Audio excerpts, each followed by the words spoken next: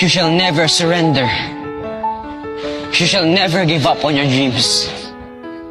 And never let obstacles weaken us and hinder our progress. Remember this. People may talk behind us. People may not believe in us. And people may drag us down. But do not be shaken. We do not exist and we do not live for them.